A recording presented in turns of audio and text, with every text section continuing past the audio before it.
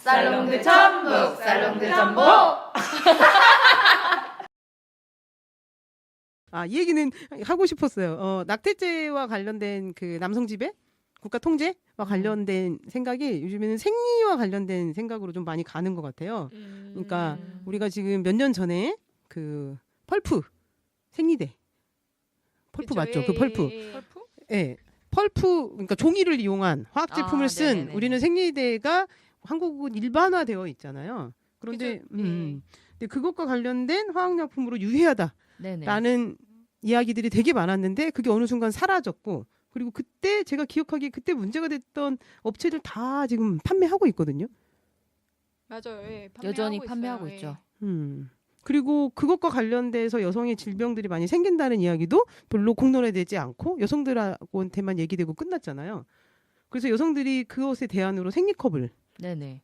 또는 유기농 생리대를 많이 찾기 시작했는데 최근에 본 경향신문 기사에 보고 저는 뒤통수를 맞은 듯한 생리를 멈출 수 있다. 그것도 권리라는 거죠. 그래서 거기에서 소개됐던 것들은 그런 거였어요. 피임 장치라고 얘기했던 것들이 사실은 여성의 생리를 멈추게 하는 기능이 있는데 그걸로 얘기되지 않는 거죠. 그것도 저는 그러니까 여성 주체의 용어로 좀 바꿨으면 좋겠어요. 적절한 용어가 지금 생각이 안 나는데 예? 만들었으면 좋겠다는 생각이 들어요. 그렇죠. 피임이 아니라 생리 중단 네. 그쵸, 약인 그쵸. 거죠. 저도 네. 피임약을 가끔 먹는데 뭐 예를 들어서 어디 놀러 간다던가 시험 기간이라던가 그러면 생리 주기랑 맞으면 먹어요. 뭐 그 먹는 동안 생리가 늦춰지거든요. 그럼 이걸 계속 먹어도 되지 않을까 이런 생각이 드는데 뭔가 이제 잘 모르니까 찝찝한 느낌도 있고 그 생리를 계속 그 교육을 받기를 매달 이걸 배출해야지 여성의 몸에 좋고 건강하다라는 이런 맞아요. 이게 과학적인 건지는 잘 모르겠는데 그런 게 지금 뇌에 각인이 되어 있거든요. 그렇죠. 그래서 뭔가 어쨌든 생리를 안 해서 너무 좋은데 뭐 몸이 좋지 않다는 생각이 드니까 이제 중요 기간이 끝나면 다시 이제 약을 안 먹는 이런 식인데 그걸 계속 먹는 연구가 있어서 그걸 먹으면 한 10년 먹으면 어떻게 될까? 약간 이런 부분이 궁금한 거예요. 그러니까 먹는 피임약은 꾸준히 내가 먹어야 되는 걸로 알고 있고 그 몸 안에 넣는 것은 한 5년까지도 간다라고 해요. 그러니까 이거는 사실은 산부인과 진료를 우리가 1년에 한 번씩 정기 검진을 해야 된다라고 생각을 하면 5년 단위로 넣을 수 있다라는 것은 사실 긴 기간인 거죠. 그런 방법들이 있는데 그게 적극적으로 얘기되지 않는 거. 여성은 생리를 하면서 출산을 준비해야 되는 그런 존재로 이제 봤던 억압들이 아닌가라는 생각이 이제 뒤늦게 저는 이제 뒤통수를 치는 거예요. 생리통약을 먹는 거에 대해서도 그런 게 있잖아요. 참아야 된다. 맞아요, 몸에 맞아요. 좋지 않다. 그 진통제에 너무 노출되면 이제 그 실제 몸이 아팠을 때 진통제가 몸에 듣지 않기 때문에 진통제를 가능한 한 먹으면 안 된다는 된다. 얘기를 많이 하거든요. 근데 이게 과학적인 근거가 있는지는 모르겠지만 그래서 그런 생각이 들어서 좀 먹는 거를 옛날에는 좀 꺼려했었어요. 근데 꺼려했는데 이제 뭐 그 사람이 너무 흉폭해지니까 저는 이제 한 3-4시간 단위로 그냥 먹거든요. 그 사람 삶의 질이 달라지는 거예요. 그래서 맞아요. 옛날에 이걸 왜 안 먹었지? 뭐지? 약간 이런 느낌도 들고 요즘은 약간 그래서 그냥 편안하게 먹고 뭐 그때 아프면 그때 생각하지 뭐 지금부터 왜 늙은 후를 걱정을 해요. 근데 모든 양약이 사실 그런데 그런 그 부작용이 우려가 있지만 다 지금 먹으라고 하거든요. 맞아요. 근데 유독 여성들의 생리와 관련된 약들이나 여성들의 몸에 대한 것만 조금 얘기가 좀 달라지는 것 같다는 생각이 드네요. 정보를 얘기하면 피임 장치로 한 5년 뭐 이건 의사 상의를 해야겠지만 미레나라는 거, 임플라논이라고 하는 거 이거 한번 찾아보시고 한 달에 한 번 불쾌한 경험을 하기 싫으시면 방법들을 찾아보는 것도 괜찮을 것 같아요. 저도 고민하고 있는데 이게 의료보험이 좀 됐으면 좋겠다라는 생각이 들고. 비보험인가요? 네. 그러니까 이게 진료상으로 할 수 있을 때는 보험으로 들어가긴 하는데 근데 그 의사가 그러니까 자궁 내에 뭔가 근종이 있다거나 이런 방식이 아니라면 그러니까 그냥 원해서 하는 경우에 의료보험이 될지 안 될지 좀 찾아봐야 될 것 같아요. 안 될 것 같다는 생각이 드네요. 그러니까요. 그러니까 가능하면 그 여성주의 입장에서 여성의 몸을 바라볼 수 있는 산부인과 의사를 찾아내서 가야 된다라고 생각이 듭니다. 그러네요. 네, 예. 그리고 여성은 아직도 출산을 해야 결혼을 해야 여성이 되는 경우가 많죠. 맞아요. 어른이 된다라고 하잖아요. 네네네네. 결혼을 해야 어른이 된 거다. 이런 식으로 음. 표현을 하는 게 아직도 있으니까.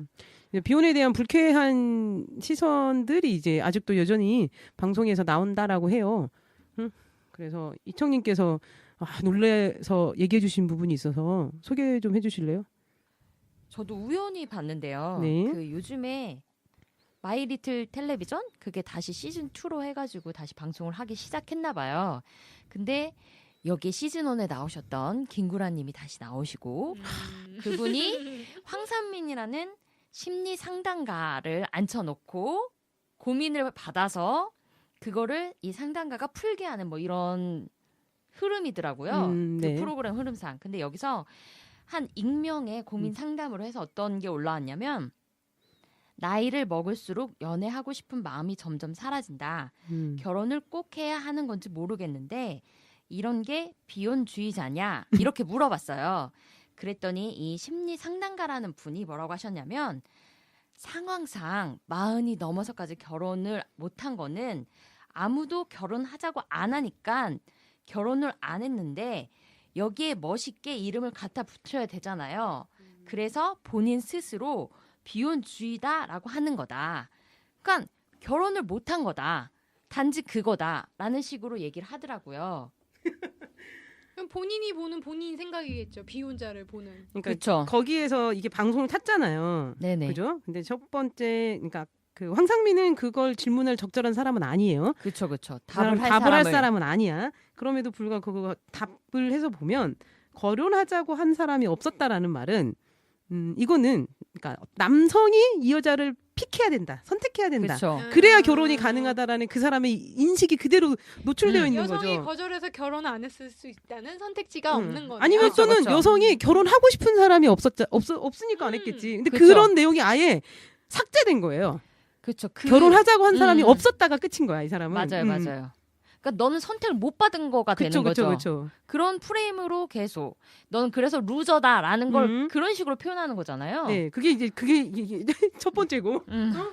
그 다음에 그래서 모든 사람이 또 그리고 그 다음에 이뤄가는 게 그 자기를 멋지게 표현하고 싶어한다라는 것을 심리학적으로 지금 욕구라고 지금 일렀다는 거잖아요. 네네. 근데 모든 사람이 결혼하고 싶은 욕구가 있다라고 판단해 버리는 거. 그렇죠, 그렇죠. 그러니까 이성애가 좀 정상적이고 모두가 가지고 있는 인간의 기본 욕구다. 그렇지. 그쵸. 너 같은 다른 사람 만날까봐 사람들이 안 하는 거야. 그것도 모르고 그런 건 전혀 감안하지 않는 거죠. 아니 근데 저는 이거를 다른 분야로 가져오면 뭐 예를 들어서 옛날에는 제가 20대 때는 고기를 많이 먹었어요. 근데 지금 나이가 들면서 고기를 점점 안 땡기게 되네요. 저는 그러면 베지터리언으로 가게 될까요? 뭐 이런 식으로 플로우를 탈 수도 있거든요. 근데 나이가 들고 세월이 변하고 상황이 바뀌면 좋아했던 게 싫어질 수도 있어요. 그게 뭐 먹는 게 될 수도 있고 그 뭐 연애라는 그런 게 될 수도 있는데 이런 상태에 대해서 인정을 하지 않는 것 같아요. 그쵸. 사람이 나이에 따라서 욕구가 우선순위가 다 바뀔 수가 있는 거잖아요. 맞아요.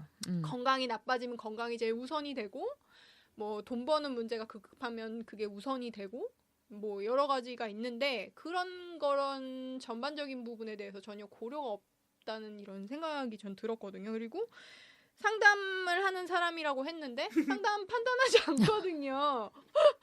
저 심리 상담을 오래 받아봤는데 제 선생님이 그런 말을 한 적을 본 적이 없어요. 그리고 뭐 무슨 권리로 이거를 판단하고 왜 정의를 내리는 건지 내가 이 권력이 있다고 생각하니까 스스로 이걸 발화해서 지금 판단을 내리는 거잖아요. 그렇죠. 폭력이죠. 그러니까 그 말에서 사실 들어가는 건 황상민? 맞죠? 네네. 이름이 황상민. 그 네, 사람은 네. 자신이 성차별주의자라는 걸 얘기한 거죠, 사실은. 네. 전문가로서 있는 게 아니라 맞아요. 딱 정확히 나는 성차별주의자라는 표현을 한 거라고 생각이 돼요. 근데 그게 저는 열받는 게 그런 거죠. 성차별적인 발언이 너무나 자연스럽게 방송에 탄다는 거. 방송국에서 계속 그런 방송들을 내보내고 있다는 거. 성차별주의 세상을 계속 유지해야 되니까요. 그렇죠. 우리를 계속 세뇌해야 되거든요. 그리고 이제 뭔가 드라마에서도 그런 게 나오고 예능에서도 계속 자연스럽게 나오면 사람이 이렇게 배이거든요. 이게 조금씩 비에 가랑비에 비젓듯이 맞아요. 배인단 말이에요. 그러니까 버닝썬 사태와 관련한 이 시대의 젊은 남성 연예인들 그리고 그들의 수입이 엄청 높은 연예인들이잖아요. 네, 네네. 그렇죠. 그러니까 예. 그래서 그들과 같이 했던 사람들은 흔히 얘기하는 재벌가들 이렇게 어울리게 되는. 근데 그들의 사태를 보면서 느꼈던 건 저는 걔네들을 욕하는 것뿐만이 아니라 사실은 방송사에서 사과문을 써야 된다고 생각을 해요. 전 국민 사과문. 왜냐하면 방송사가 만들어낸 사람들이거든요. 그 인간들이. 그리고 그들의 문화가 방송에서 나오지 않았던 게 아니야. 계속 나왔어요. 그쵸. 예, 나왔는데 그죠? 말 문화라고 하면 안 돼. 그들의 범죄가 그쵸. 그들의 범죄가 그쵸. 방송에서 계속 내비쳐졌어요. 근데 그걸 예능이란 이름으로 포장해서 방송국이 열심히 자기 돈을 벌어들였단 말이에요. 그럼 이거는 승리, 정준영 얘네만 사과하고 끝날 게 아니라 나는 방송사가 사회적 책임을 져야 되는 문제라는 생각이 드는 거예요. 그래서 그 마리텔에서도 더 열받는 거죠. 그쵸. MBC가. MBC 마리텔이. 그쵸. 그 정준영이 라디오스타 나와서 그렇게 자기가 MBC네요, 그것도? 그쵸. 그리고 황금폰. 지코랑 나와서 그렇게 얘기하고 그러면서 광희가 나왔을 때 쟤는 놀 줄 모르는 애로 몰아가는 그런 방식들. 여자 끼고 놀고 여자 좀 강간해야 남자끼리 노는 거구나. 그렇죠. 그게. 그러니까 광희는 불러도 안 나와. 얘는 뭐 할 줄 아는 게 없어. 뭐 이런 느낌으로 그 프로그램 내에서 광희를 약간 좀 깔보는 식으로 갔었거든요. 남성연대네요, 진짜로. 네네. 거기서 이상한 사람은 광희밖에 없었던 것 같아요. 그쵸, 제 그쵸. 기억에. 그러니까 남성연대네. 그러니까 이 여성을 사고 팔고 여성을 강간하는 문화로 들어오지 않을 거면 너는 남성으로 인정받지 못한다라는 신호잖아요, 그게. 그치. 그게 이제 예능에서 나왔던 말들이라는 거죠. 즐겁게 웃으면서. 근데 이제 그런 언제부터 그런지 모르겠는데 그 무한도전이나 아니면 네. 이제 그 차태현 나왔던 프로그램 1박 2일. 그런데 보면 네. 다 메인 패널 런닝맨도 그렇고 남성이잖아요. 아예 그렇죠. 100% 남성이거나 여자가 있더라도 한 명. 꽃이지. 예. 아니면 여자는 게스트로 오던가. 이런 프로그램 자체에서 이 성별 자체도 문제가 있으니까 그거에 대해서 이렇게 뭐 편하게 얘기하고 자기들끼리 그런 부분이 있거든요. 만약에 이 구성원이 남자 4명이 있는 거 이렇게 메인 패널이 있는 게 아니라 절반이 여성이고 그러면 얘기가 나오는 양상이 달라지겠죠. 맞아요. 라디오스타도 남성 집단이었죠. 네. 네네. 마리텔도 김구라와 황상민이 나왔었고, 네네. 그리고 많이 문제되는 안은영님도 남성만 있고요. 맞네요. 1박 2일도 남성만 있었고요. 네. 네네. 무한도전도 남성만 있었죠. 네네. 그러네. 갑자기 찌질한 남성을 숭배하는 예능이 왜 이렇게 많지? 그리고 이제는 미운 오리 새끼하고 네, 그다음에 나 혼자 산다. 그 나 혼자 산다를 보면 음. 정말 여자 형제 입장에서는 정말 한심한 남자 형제 정말 관여하고 싶지도 않고 우리 엄마가 왜 쟤를 사랑해 주는지도 모르겠는. 근데 걔가 이상한 행동을 하는데 사람 사회에서 보듬어 줘야 된다. 안쓰럽다. 예, 안쓰럽다. 아니 청소를 자기 위생을 신경을 안 쓰고 이상한 비상식적인 행동을 하는 사람에 대해서 그러면 이렇게 그 포용하는 사연 좋다고 생각해요. 사람마다 다르니까. 포용할 수 있지. 근데 그쵸. 이게 성별 한정으로 포용을 하니까 전 너무 화가 나는 거예요. 화가 나는 거고 기준이 너무 이중잣대니까 맞아요. 이중적이지 않으면 화가 나지 않아요. 그 사랑에 감탄하지. 그 이중잣대 성별 한정이라는 게, 그러니까 나 혼자 산다라는 프로에는 남성과 여성이 같이 나오잖아요. 네네. 근데 거기에서 이제 박나래를 소비하는 방식이 사실 불편하긴 한데 어쨌든 박나래 다음에 이제 제시가 나왔을 때 네. 사람들이 이중잣대라는 것을 정확히 인식하게 되는 계기가 있었다 그래요. 그 네, 사안에 맞아요. 대해서 예, 얘기를 좀 예. 자세히 좀 해주시면 제가 좋을 것 방송을 같아요. 봤는데 이제 제시가 약간 저는 잘 모르는데 솔직한 성격이어가지고 이제 나왔는데 집이 되게 더러웠어요. 더러웠는데 이제 그 더러운 느낌은 아니고 정리가 좀 잘 안 되는데 짐이 많아서 그러니까 제 기준에는 주관적으로 그런 느낌인데 이제 양말이 나왔는데 양말 시꺼먼 거예요. 그래가지고 이제 청소를 안 하는 그런 게 되고 그거는 그렇게 문제가 안 됐는데 이제 제시가 밥을 먹는 상황이었는데 밥을 먹다가 트럼을 한 거예요. 그거를 보고 이제 다수의 시청자들이 예의 없다라고 예의 얘기했죠. 없다고. 근데 그 전에 이제 남자 출연진들이 나왔을 때는 예의 없다라는 표현으로 얘기하지 않았거든요. 더럽다. 그렇죠. 그냥 객관적인 팩트만 얘기했어. 그런데 여성에게는 이게 윤리적인 문제인 거예요. 청결이. 근데 지금 제 기억에는 트럼을 한 방송인이 없기는 했었던 것 같긴 한데 그래서 만약에 기안 84나 아니면 다른 애들이 나와서 트럼을 했을 때 반응이 어땠을까? 이게 되게 아니야, 트럼 했는 적 많아요. 왜냐하면 남성들이 트럼 하는 건 그냥 자연스럽게 다 넘어가요. 그러니까 무한도전에서 방금 그래서 사람들이 걸리지 않았던 거야. 트럼하고 그 자막으로 그걸 강조하지 않네요. 그렇죠. 자연스러운 일인 거예요. 그게 어. 굳이 부각시키지 다 않는. 모든 예능에서. 자연스러운 현상이니까. 응. 만약에 제시가 똥 얘기를 계속했으면 그 성훈인가 그 사람처럼 똥 싸러 가야 된다. 그러면 이제 뭐라고 했겠죠. 그치. 그러니까 나는 그 포인트가 너무 웃겼던 거예요. 예의 없다라는 표현이 나왔다는 게 우리는 윤리적인 문제거나. 그래서 사실 그 여성주의 운동 그룹에서 더럽기 대회 비슷한 걸 했다고 해요. 그러니까 여성에게 청결에 대한 억압에서 우리가 좀 벗어나 보자. 그래서 나는 며칠 동안 머리 안 감았다, 며칠 동안 속옷 안 갈아입었다 이런 거 있잖아요. 이것을 자랑하게 되는 대회도 있었다고 하더라고요. 근데 그게 이제 그런 시선 그대로 제시를 바라보는 거죠. 다른 그쵸, 사람들은 저도 그런 거 많이 느껴요. 제가 좀 그 화장실을 자주 가는 체질이어가지고 그 화장실 이슈 되게 민감하거든요. 그래서 평소에 그 얘기를 되게 많이 해요. 왜냐면 내 일상을 차지하는 비율이 화장실이 50% 이상 되거든요. 그래서 얘기를 하면 친한 사람들끼리 얘기해서는 안 놀라는데 이제 낯선이 집단에 가서 뭐 그런 얘기를 하면 어떻게 여자가 저런 말을 하나 이런 지점이 있거든요. 근데 이제 옛날에는 불편해 했는데 지금 신경 쓰지 않고 얘기하죠. 그런 거 얘기하는 사람도 있다는 거를 그렇죠. 그런 자극을 나는 계속 줬으면 좋겠어요. 너희들이 생각했던 게 아까 얘기한 대로 성별 한정이었다. 그러니까 휴머니즘으로 포용하는 게 누구를 지금 포용하고 있느냐. 여성과 남성이 그 행동을 똑같이 다르게 했을 때 너희들은 어떻게 다르게 표현하고 있지 않냐, 다르게 반응하고 있지 않냐라는 질문을 계속 던져줬으면 좋겠다는 생각이 들더라고요. 그 미운 오리 새끼가 하는 게 그건 거예요. 10대의 성장에서 머무른 남성들, 성인 남성들, 한국의 남성들 그것을 휴머니즘으로 포용하며 포장한다는 느낌이 되게 드는 거예요. 되게 귀여운 맥락으로 보시면 아시겠지만 아까 그 제시를 나 뭐 그런 다른 사람들이 했던 것처럼 얘기하지 않거든요. 귀엽게 거기에서는 포장해요. 귀엽게 포장해요. 자막에서도 되게 막 이렇게 가련하고 막 이게 저렇게 귀여운 생각을 하고 깜찍하고. 그러니까 그들은 30대, 40대, 50대까지 나오는데 왜 30대, 40대, 50대 한국 사회를 살면서 그 나이에 또는 경험에 걸맞는 사회적 고민이 그 내용에 생활에 하나도 없을까? 그냥 13살 남자애가 갖고 싶어하는 장난감을 가진 50대 남자. 딱 이 캐릭터에 머무르고 있잖아요. 근데 그것에 대한 포장이 엄청나게 열심히 되고 있다는 거지. 방송을 통해서.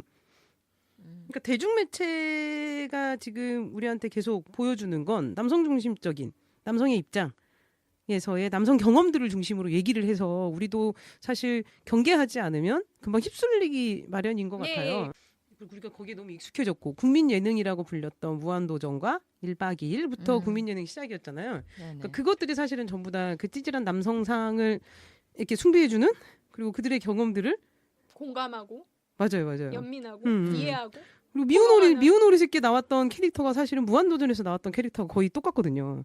그 무한도전이 인기 있던 측면 중에서는 사실은 찌질한 남성으로 시작을 했던 건 맞는 것 같고 그 제일 처음에 시작은 그랬잖아요. 무한도전이. 근데 어느 순간 그 이명박근혜 10년을 만나면서 사회적 의미를 담으려는 시도를 했던 예능이긴 하죠. 그래서 사람들이 팬덤이 늘어난 거지. 그리고 도전하고 맞아요. 일반인 보통 사람이 그 힘든 도전을 해서 이제 그거를 잘 이렇게 하는 걸 보면서 이제 용기를 얻는 지점이 있어서 저는 그런 부분에 되게 공감을 했던 것 같거든요.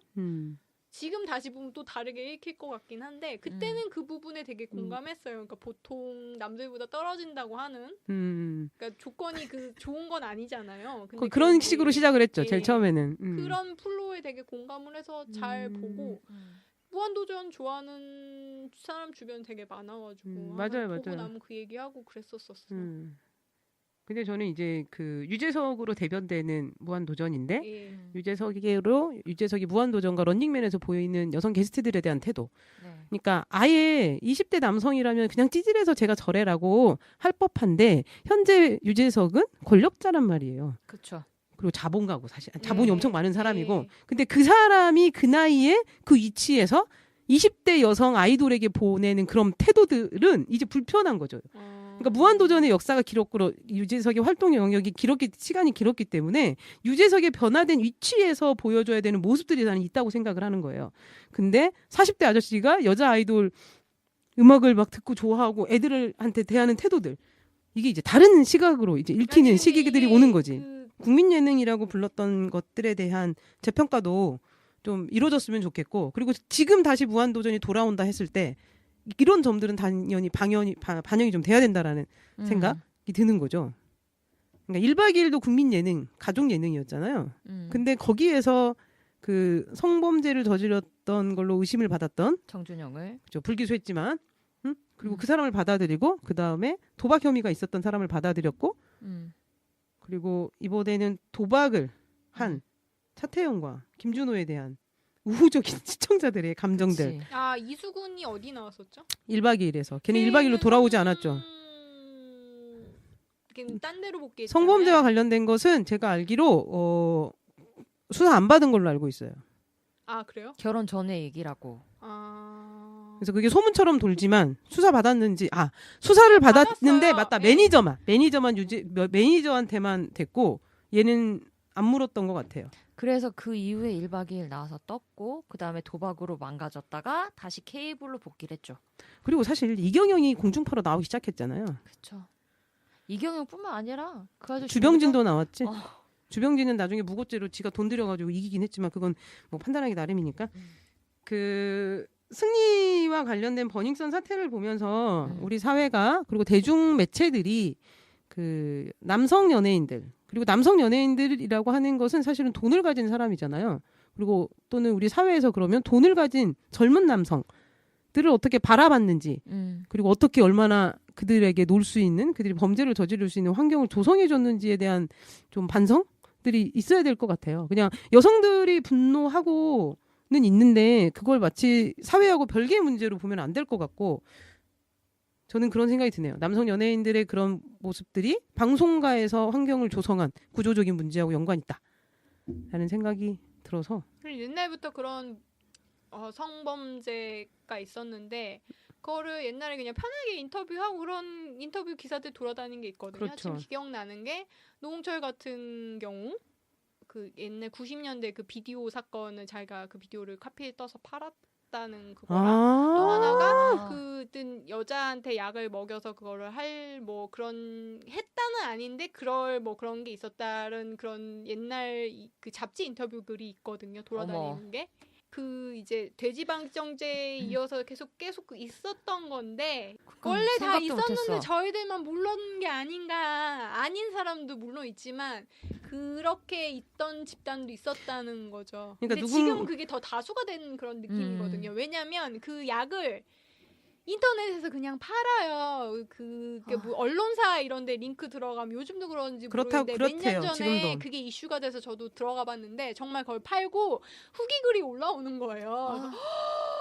이거를 어떻게 말도 안 되는 상황이잖아요. 근데 이제 그렇게 파는 걸 보고 이제 뭐라고 말을 해야 될지 모르겠는데 정말. 그러니까 강강 공화국이라는 게 사실은 실제로 그랬네요. 무섭네요. 버닝썬에서 김상교 씨라는 사람이 그렇게 경찰과 관련해서 폭행당하지 않았으면 거기에서 있었던 많은 일들이 사회 밖으로 안 나왔을 것 같아요. 맞아요. 근데 실제로 그 20, 30대 여성들이 여성 운동을 하기 시작했던 페미니스트가 되고 했던 때부터 그 얘기는 계속 나왔거든요. 그리고 우리가 지금 접했던 몇 가지 사안들 있잖아요. 네. 뭐 박시우나 등등등 네. 다 그 약에 대한 이야기가 이미 돌았어요. 여성들에게서는. 예. 근데 그걸 사회가 받지 않았던 거야. 거기서 김상교라는 남성이 폭행을 당하니까. 그리고 그게 강남경찰과 연계가 있으니까 갑자기 이것들이 얘기가 되는 거지. 근데 이게 모든 이슈가 남성이랑 연결이 되면 이슈가 되거든요. 살롱드 전북 시즌 2 살롱 이슈를 얘기를 해봤고요. 네. 뜬금없죠? 마무리가? 그러나 여러분 살롱 이슈는 저희는 조금 하고 여러분들이 생각하면서 받아가는 걸로 네네. 생각해 보도록 하고요. 더 많은 이야기들을 나누고 싶은데 사실은 뻗어가는 주제들이 되게 많은 것 같아요. 그러니까 강간문화와 관련된 것도 한 차례 얘기할 수 있고 네. 그리고 사실은 한국의 남성 연예의 인들 있잖아요. 네네. 그것에 대한 분석도 저는 필요하다라고 생각을 하거든요. 거기가 여러 가지가 들어가 있는 개념인 것 같아서. 네네. 응? 그리고 그 시청자로서의 문화 소비 운동도 어떤 방식으로 가야 되는지 요것도 얘기할 수 있다라고 생각이 들고, 그리고 그 문화 상품을 사는 대부분은 여성들이란 말이에요. 흔히 네. 얘기하잖아요. 문화 상품이 있는데 가면 여성들이에요. 남성들은 술집과 당구장에 있다는 얘기 농담처럼 하는데 사실이죠. 제가 통계가 없기 때문에 네. 그렇다면 실제로 문화 소비자는 여성인데 왜 문화는 남성 중심적으로 흘러가고 있을까? 그리고 남성의 강간 문화나 이런 것들이 왜 너무나 당연하게 노출되어 있을까? 이런 이야기들을 더 할 수 있겠지만 오늘은 여기까지. 그리고 다음에 네네. 더 얘기할 수 있었으면 좋겠고요. 저희가 부족합니다. 아시겠지만 비전문가가 만드는 팟캐스트입니다. 아시죠? 네. 자, 비전문가 전북전복 팀의 오늘 한 이야기들의 소감이랑 같이 얘기 좀 해보고 마무리할게요. 저는 오랜만에 녹음을 하니까 처음처럼 너무 긴장을 해서 얘기가 제대로 됐는지 잘 모르겠고요. 그렇지만 그럼에도 편하게 하려고 노력했습니다. 다음에는 만화와 함께 보는 그 살롱드 전북으로 찾아뵐 계획이고요. 제 이야기는 여기까지. 그리고 이청님과 부모님의 이야기. 특히 부모님 먼저 들을까요? 부모님 오늘 네네. 처음이라서 긴장 엄청 하셨다고. 예, 뭔가 목 뒤에 묵진하게 굳는 게 느껴지고요. 말을 하긴 했는데 아무 말 대잔치를 한 것 같아요. 그래서 잘한 건지 어떡하 좀 잘 편집해 주실 거를 믿으며. 제가 매번 녹음할 때마다 느끼는 게 초반 40분은 다들 긴장해서 힘들어하시고 그 이후부터 불이 붙는데 아무 말 대잔치요? 네. 막 붙거든요. 그리고 급하게 마무리되는 항상 이런 방식이에요. 그래요? 네네. 그러면 녹화 시간을 늘려야 되지 않을까요? 그러니까 녹음 시간을 우리는 2시간을 잡는데 1시간은 그냥 막 하다가 붙을 때쯤 제대로 된 이야기를 하는 게 좋지 않을까라는 생각을 매번 합니다. 근데 어쨌든 우리가 즐거우려고 하는 방송이긴 하나 그럼에도 불구하고 저 인간들에게 나는 좀 도움이 될 수 있을 것 같은데, 아니면 저 정도면 나도 할 수 있을 것 같은데 라는 청취자분들이 있으면 참여하셔도 좋습니다. 네. 저희 그 팟빵과 그다음에 유튜브에 올릴 거고요. 거기에 많은 의견 주시면 저희가 만드는데 도움이 많이 될 것 같아요. 오늘 1회 어떠셨는지 궁금하고요. 댓글 하나 부탁드리고요. 저희는 팟캐스트 살롱드 전북이었고요. 살롱드 전북을 만드는 전북 팀이었습니다. 우리 마지막 인사 다음 주에 봬요. 네, 다음 주에 봬요. 다음 주에 봬요. 다음 주에 봬요.